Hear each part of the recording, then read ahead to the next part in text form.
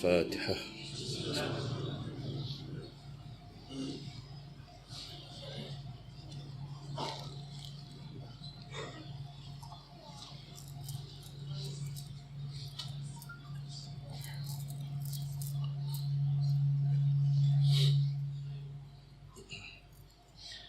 أعوذ بالله من الشيطان اللعين الرجيم. بسم الله الرحمن الرحيم. الحمد لله رب العالمين بارئ الخلائق أجمعين، والحمد لله الذي بعد فلا يرى وقرب فشهد النجوى تبارك وتعالى، والصلاة والسلام على أشرف الأنبياء والمرسلين، حبيب قلوبنا وطبيب نفوسنا وشفيع ذنوبنا أبو القاسم محمد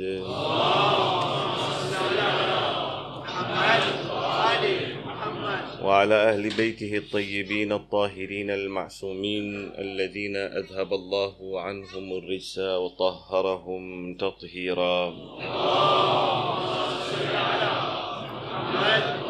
واللعنة الدائمة الباقي على أعدائهم ومبغضيهم وغاصبي حقوقهم ومنكر فضائلهم ومناقبهم من أول يوم ظلمهم إلى لقاء يوم الدين. اللهم لعن قتلة أمير المؤمنين عليه السلام. صلوات على محمد وآل محمد.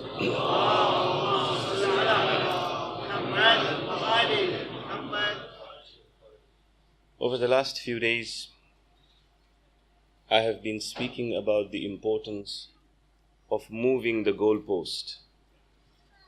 I have been reiterating about the issues that we are used to in our lives and are not able to move away from those issues.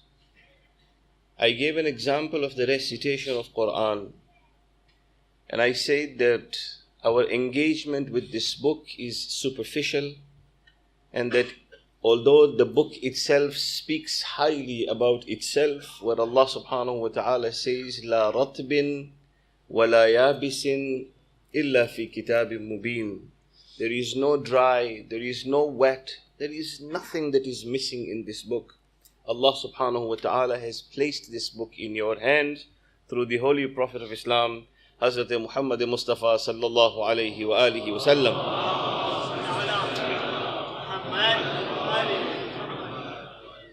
The stagnation of the Muslim Ummah, the stagnation of individuals, is due to the fact that we look at the means and feel that these means are goals to ourselves.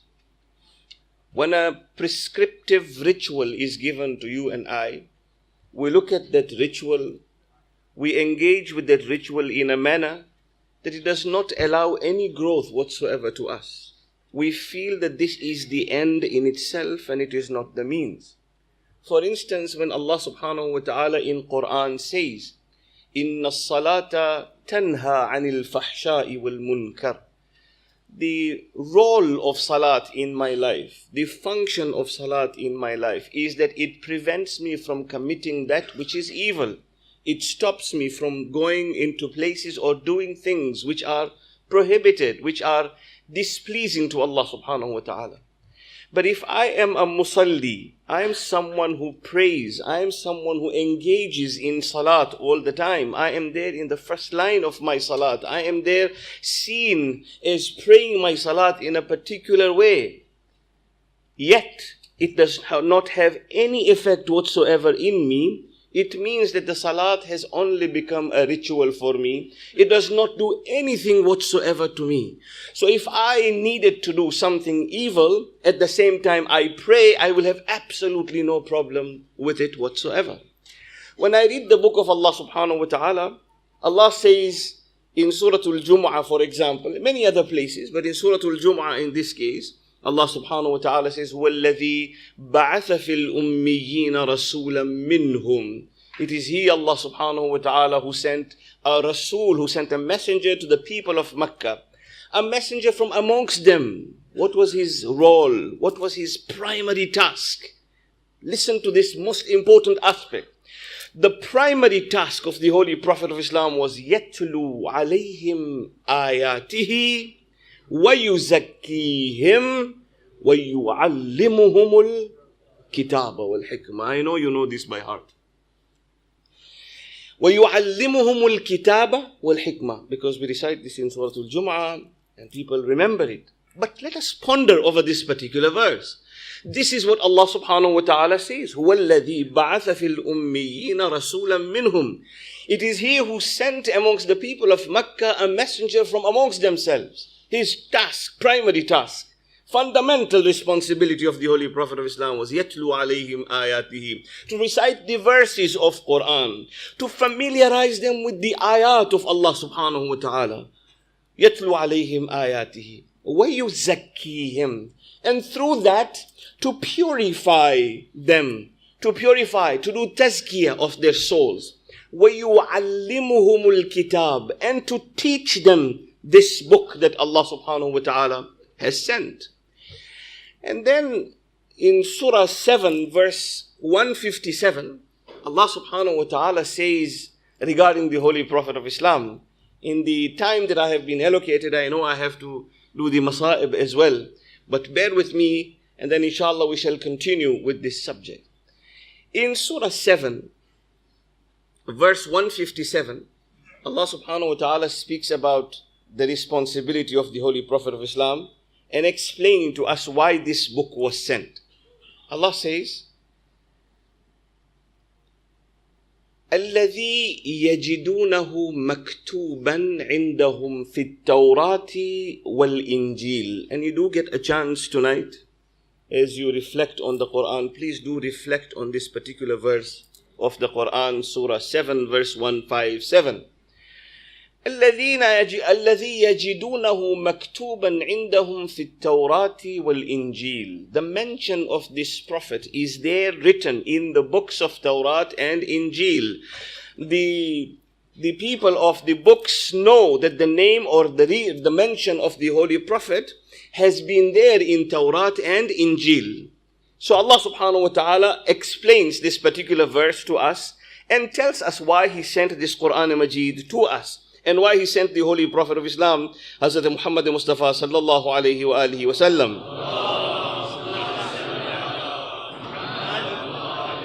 الَّذِينَ يَتَّبِعُونَ الرَّسُولَ النَّبِيَّ الْأُمِّيِّ. Those who are following the Prophet. Which Prophet?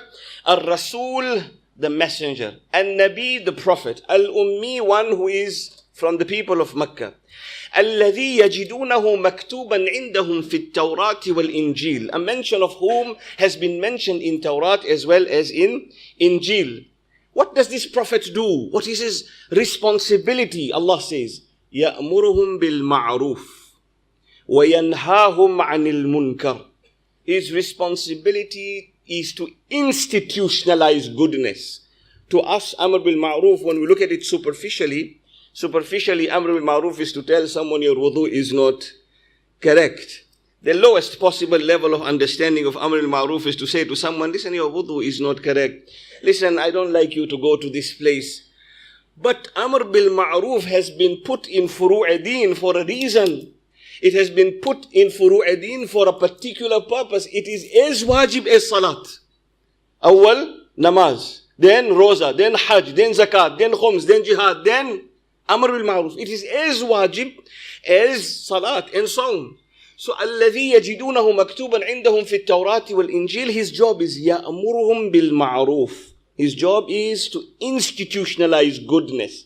Is to enjoin people to good to the extent that it actually becomes the norm to do so. To institutionalize goodness. يَأْمُرُهُمْ بِالْمَعْرُوفِ وَيَنْهَاهُمْ عَنِ الْمُنْكَرِ. And to do nahi anil munkar. And to ask them to abstain from that which is evil. And then the Prophet came to do what? وَيَحِلُّ لَهُمُ الطَّيِّبَاتِ. And to make permissible for them that which is good for them. وَيُحَرِّمُ عَلَيْهِمُ الْخَبَائِثِ. And to forbid upon them that which is bad for them. Then this is the most important aspect of the verse. The important part of the verse. وَيَضَعُ عَنْهُمْ إِسْرَهُمْ وَالْأَغْلَالِ. And the Prophet has come to unburden the people and unshackle them from those things which they are set on.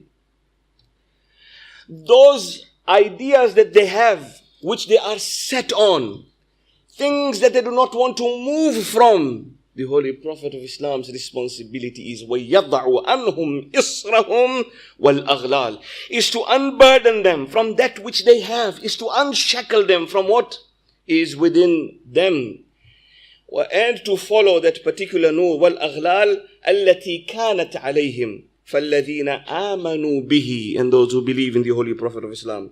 وَعَزَّرُوهُ وَنَصَرُوهُ وَاتَّبَعُوا النُّورَ الَّذِي أُنزِلَ مَعَهُ, and they follow the nur that has been revealed together with him. أُولَٰئِكَ هُمُ الْمُفْلِحُونَ. It is these people who are successful.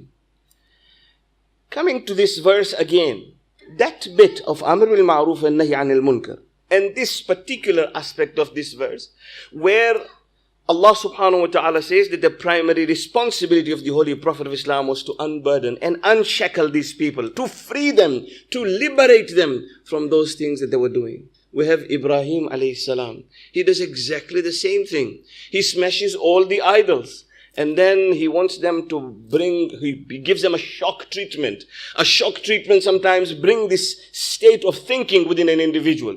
He smashes all the idols. When they call him and ask him, what did you do? He says, ask him, he's the big one. He may have smashed them all. I had nothing to do with it. At that point, Allah subhanahu wa ta'ala says, that act of Ibrahim was such an act. فَرَجَعُوا إِلَىٰ أَنفُسِهِمْ. They introspected for the first time. They went inside for the first time. They asked questions for the first time. They brought this idea of why am I doing a particular thing for the first time in their lives. Allah says, فَرَجَعُوا إِلَىٰ أَنفُسِهِمْ. When I pray to Allah subhanahu wa ta'ala because I want to enter paradise, Allahumma adkhilna al-jannah, and paradise becomes a goal to me, and Allah becomes the mean to achieve that goal, then that cannot be Allah subhanahu wa ta'ala. If Allah is a means and not a goal in himself, then I have missed the boat. If Allah subhanahu wa ta'ala is being worshipped because I want to enter paradise, is it not Mawla al-Muttaqiyan, Amir al-Mu'mineen, Ali ibn Abi Talib, salawatullahi wa salamu alayhi? Is it not this great man who says to the people, Ma abadtuka khawfan min narik? He says to Allah subhanahu wa ta'ala, my Lord, I never worshipped you because of the fear of the fire of your hell. ما عبدتك خوفا من نارك ولا طمعا لجنتك. Nor did I worship you because I have a desire to enter your paradise, my Lord. بل وجدتك أهلا للعبادة فعبدتك. I found you worthy of sajda. That is why I worshipped you, my Lord.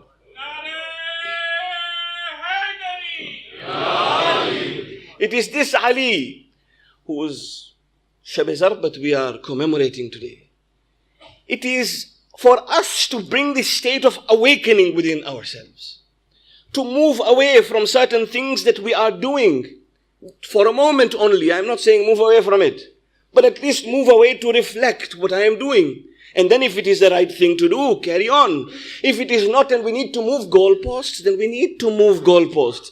And be able to achieve that for which we were created by Allah subhanahu wa ta'ala. For which you and I have been given the title of being the Khalifa and the deputy of Allah subhanahu wa ta'ala. If that aspect of my life, or if that process within me is non-existent, then we have a problem. Amir al-Mu'mineen Ali ibn Abi Talib, salawatullahi wa salamu alayhi,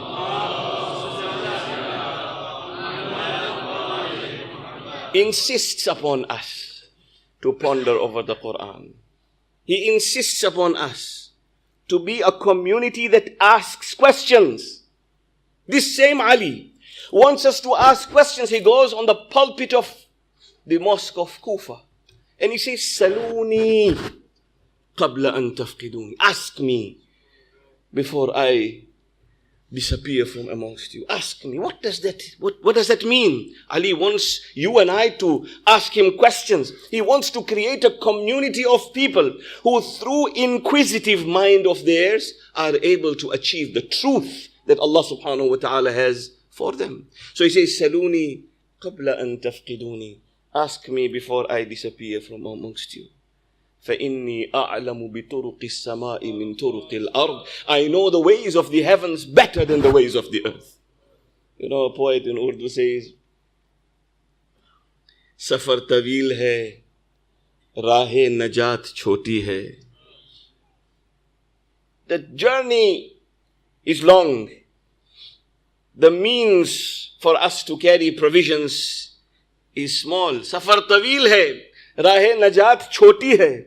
Ali ka zikr bahut hai, hayat choti hai. There is too much zikr of Ali. We have a small light. Ali ka zikr bahut hai, hayat choti hai. Ali ko kaise main Maula-e Kainat kahun? How do I call him the Maula of the universe? Ali ko kaise main Maula-e Kainat kahun? Bada hai naam Ali, Kainat choti hai.